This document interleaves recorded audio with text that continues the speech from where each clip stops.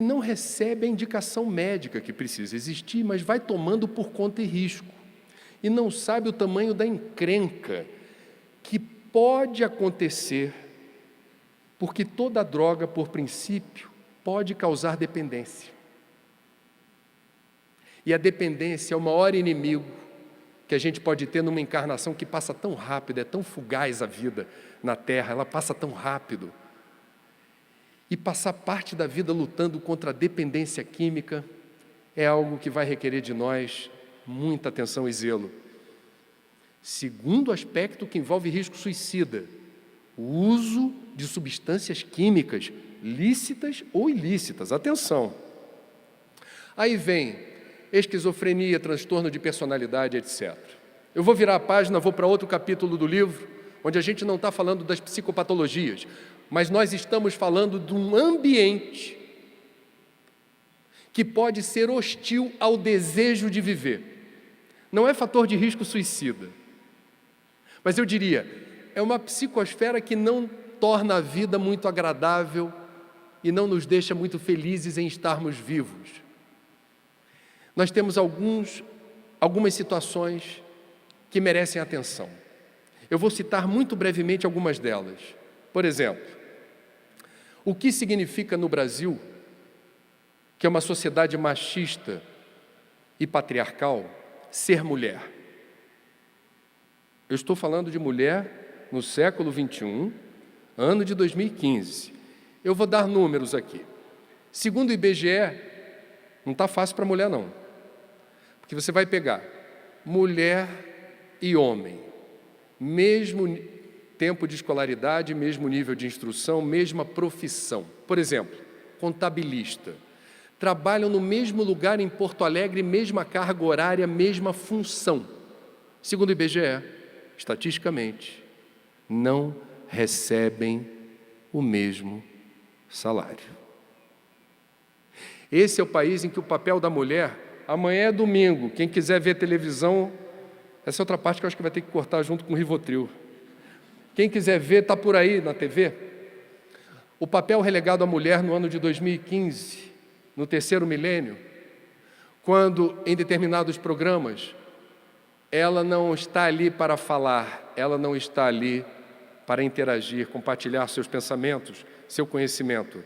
Ela está ali com roupas íntimas, praticamente, escolhidas por seus dotes físicos, fazendo coreografias alegríssimas, apenas para decorar o ambiente tal qual fossem bibelôs animadinhos. No intervalo comercial, teremos outro exemplo da mulher do século XXI, no país chamado Brasil, quando, muito antes do verão chegar, os comerciais de cerveja não aprenderam a vender cerveja de outra forma, senão mostrando os dotes físicos das mulheres, e um dos comerciais, inclusive, já dá um nome aos dois, verão vem, vai verão, vem verão. E nós, quando estamos com as nossas filhas na sala, eventualmente vendo televisão, e algo como isso acontece, e alguém está prestando atenção na televisão, é nosso dever sempre dizer, vejam o papel relegado à mulher, num país que a gente acha que avançou tanto, e avançou em tantas frentes, tantos aspectos. Ser mulher do Brasil não é fácil. Esse é o país em que a maior causa de mortalidade por motivo violento de mulheres se dá de homicídio. A maior causa de mortalidade violenta de mulheres no Brasil se dá por homicídios cometidos por maridos ou ex-maridos, namorados ou ex-namorados. Razão pela qual o governo decidiu criar um serviço telefônico 180, 24 horas por dia, para ajudar as mulheres que apanham do pai dos próprios filhos, as mulheres que dormem com o inimigo, as mulheres que não se sentem protegidas dentro de casa.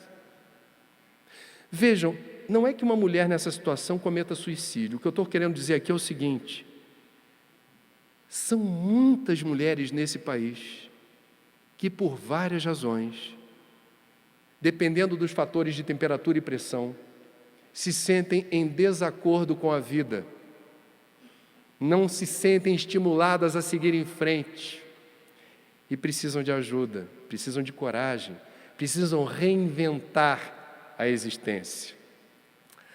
Aqui no Rio Grande do Sul, nós temos uma indústria tabageira forte. E aqui no Rio Grande do Sul, nós temos uma intercorrência também importante, especialmente na área que produz tabaco, entre manipulação inadequada de agrotóxico, que libera substâncias voláteis, que uma vez inaladas pelo agricultor incauto, determina essa alteração violenta na bioquímica do cérebro, e o suicídio. É outro fator associado ao suicídio ambiental. É um fator que está ocorrendo à volta.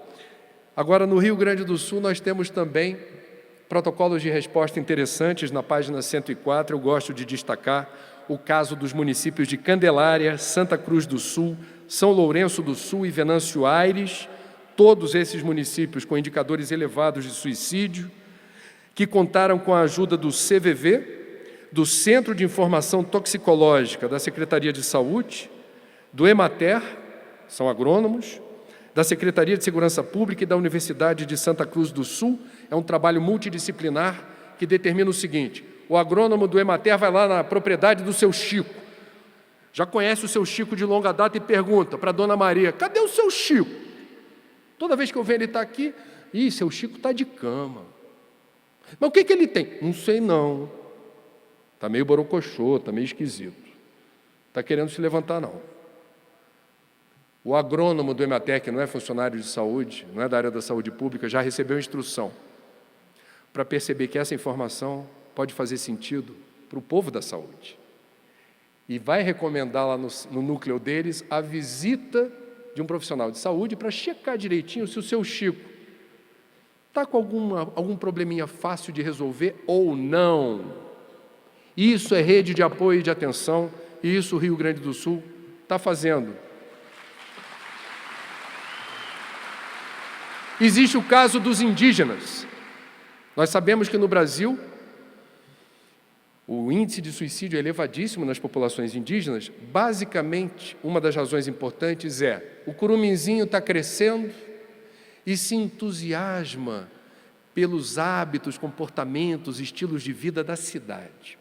Então ele não aceita a própria língua, não participa dos rituais, não consegue interagir com os mais velhos da tribo, vai para a cidade, estuda na cidade, se infiltra na cidade, se enturma na cidade e num dado momento ele sofre, porque os mais velhos da tribo já não o reconhecem como índio. Você não é índio, você não pertence a nós. E na cidade olham para ele sempre como um índio. Ele, portanto, não tem aquilo que o vencedor do Oscar na categoria Melhor Roteiro Original disse: sensação de pertencimento. Quando terminar esse encontro aqui, haveremos de voltar para casa.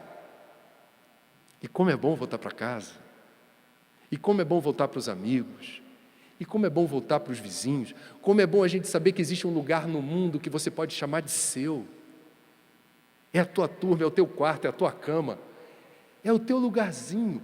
Essa sensação de pertencimento não é posse, eu não estou falando de materialismo. Eu estou falando que nós construímos redes de contato, de amor, de carinho, de amizade, que ajudam a explicar quem somos. O Divaldo falou minutos atrás aqui, nós vivemos em interação constante, é um intercâmbio voraz de energias, fluxos intermináveis, de troca de informação em diferentes níveis.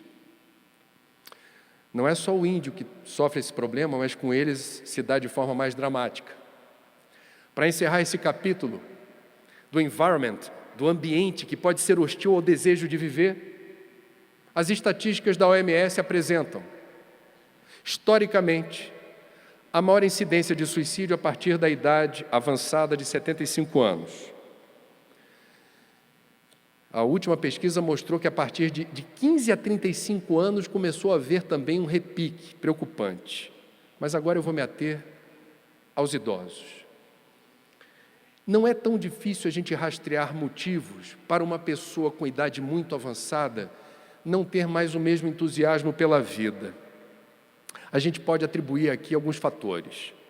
A acumulação de perdas. Perda dos amigos, que já partiram. Perda do trabalho, já estou na condição de aposentado ou pensionista, perdi aquele ambiente, aquela rotina boa. Às vezes nem é boa, mas você sente falta porque foram 35 anos naquele rame-rame, aí você sente falta. A perda do direito de poder comer o que quiser, na hora que quiser. Eu já estou me preparando, vou fazer 50 anos ano que vem, e eu tenho um ponto fraco, meu obsessor já sabe, que é um mousse de chocolate que vendem no meu trabalho, que quando ele é apresentado na prateleira, o pessoal que vende já começa a rir. Quando vê que eu fico magneticamente ligado àquele potinho venenoso. A necessidade de prestar atenção nessa idade mais avançada ao remédio para o colesterol, para a diabetes, para a pressão, para dormir, para acordar. Olha o remédio. E talvez o que seja mais difícil, aqueles que determinaram o amor-doação, o sacrifício, o amor-renúncia, que são seus filhos, para quem você consagrou precioso tempo e energia, que são 2 recursos naturais não renováveis. E a tua vida foi consagrada a esses menores, tão dependentes de atenção, e caprichosamente a natureza inverte os papéis, e na idade avançada sou eu, que preciso de mais atenção, mais paciência, mais carinho.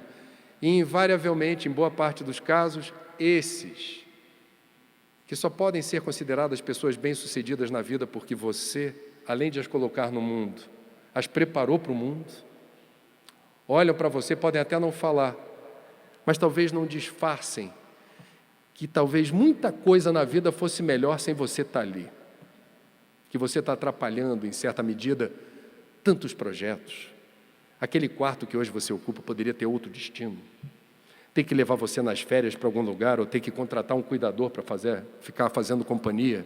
Olham para você como se fosse um saco de batata. Dói. E um detalhe, o Brasil e o mundo estão envelhecendo rápido. A pirâmide etária, a base dos mais jovens se estreita e o topo dos mais velhos se alarga. Daí a crise da Previdência em boa parte do mundo. E não é mais possível dizer que uma pessoa com 75 anos esteja pronta, vou usar uma expressão cara ao espiritismo, para retornar à pátria espiritual. O mundo mudou. Quem tem 70 anos hoje? Gil e Caetano, fazendo turnê pelo mundo, saltitante. Essa semana não aprovaram a lei que estende o tempo de serviço de funcionário público para...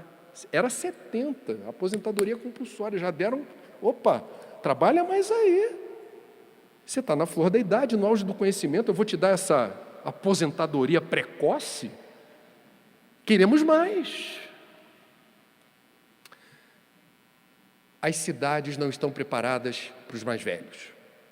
O calçamento é uma armadilha. É fácil cair na rua. A sinalização não é adequada para quem não enxerga direito. E a freada de ônibus é freada de mundo de provas e expiações. O que é a freada do mundo de regeneração? É sério, gente. Aqueles de nós que tivemos o privilégio de voltar aqui, testemunharemos num transporte público o que é uma freada no mundo de regeneração. Será isso aqui, ó.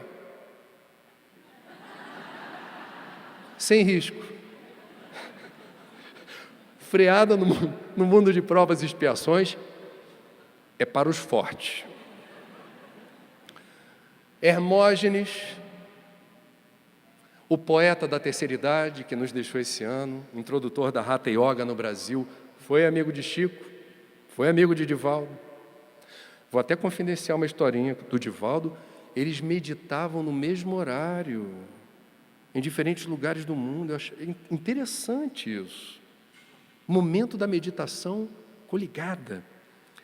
Meus amigos, Hermógenes nos deixou um precioso legado, ensinando que não é apenas possível, é absolutamente necessário que a gente encare essa fase da vida com altivez. Como alguém que no topo do Planalto observa com serenidade e tranquilidade a angústia dos mais jovens na planície, que desesperadamente tentam encontrar o caminho que ele já trilhou e já conhece. Ele já sabe onde vai dar. Tem um ditado que diz: nada supera a experiência. E o desafio civilizatório de um mundo que envelhece é descobrir como aproveitar da melhor maneira possível esse capital humano, não de forma utilitarista e pragmática, para empresa privada ou empresa pública. É como nós todos nos beneficiamos desse programa de milhagem, tal qual faz a companhia aérea, quando diz assim: viaja só comigo que eu estou contando. Num dado momento você tem milha suficiente para viajar de graça, é o bônus do programa de milhagem. Quem chega numa idade avançada tem programa de milhagem. Mas cadê o bônus?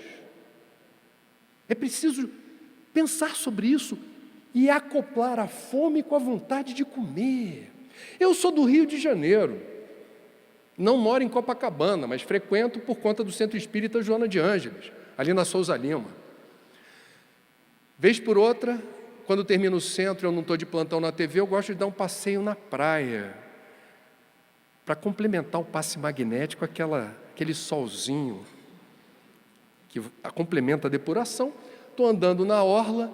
Vocês sabem que Copacabana é o bairro do Brasil que tem a maior quantidade de idosos por metro quadrado, segundo o IBGE.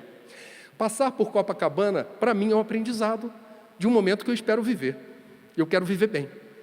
E tem coisas ali que eu observo e gosto de ver. Por exemplo, tem a rapaziada com mais de 70 anos que adora jogar peteca na areia. Eu não vejo a menor graça na peteca, mas vocês precisam ver a voracidade deles disputando ponto a ponto a danada da peteca. Vai, e não pode perder. Às vezes tem briga. Musculatura rígida, pele bronzeada, quando esquenta muito, chuveirinho ou banho de mar. Vai para o calçadão.